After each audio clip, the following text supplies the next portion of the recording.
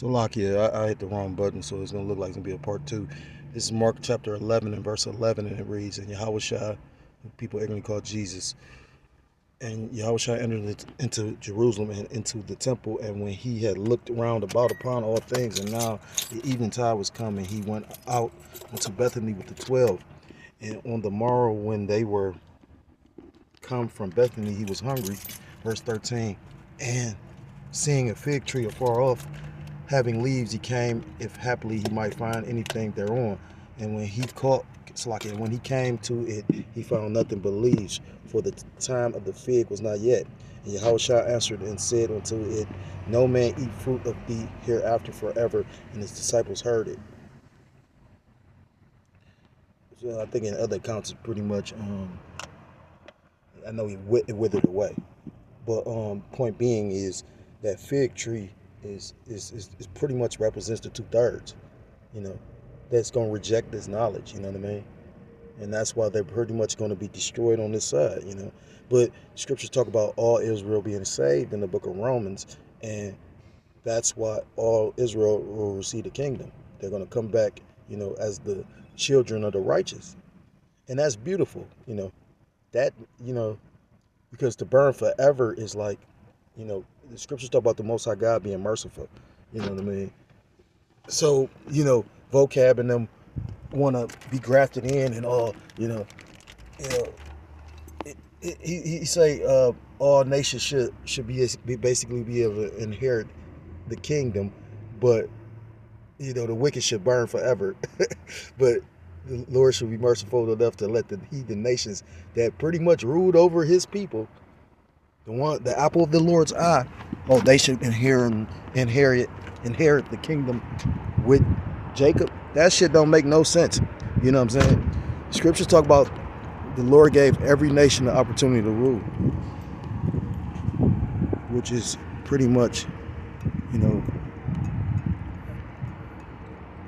that just makes more sense to me, as opposed to, we all. I mean, first of all, you got to look at Babylon the Great, aka America. This is a melting pot. I could believe in Yahweh Bashim Yahushua. This person can believe in Jesus. This person can believe in Satan. This person can believe in they can be just an atheist and they think they rule their own destiny. You know what I mean? There's too much fucking confusion here. So how can, the scriptures talk about Babel being, the land of confusion. So again, to not know what, Babylon the Great is just, but a lot of people are spiritually discerned as well.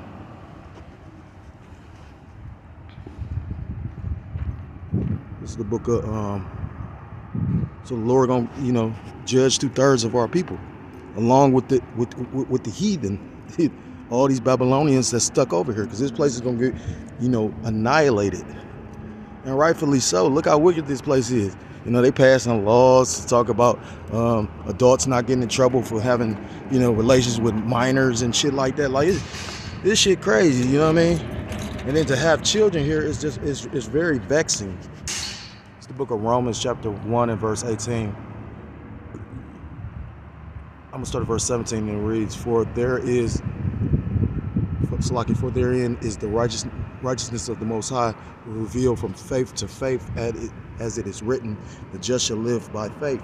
For the wrath of the Most High is revealed from heaven against all ungodliness and unrighteousness of men who hold the truth in unrighteousness. And, the Lord's wrath is going to be revealed when the Lord basically annihilates this place with those ICBMs, the nuclear missiles. I was listening to the elder Apostle Tahar break down of Joel,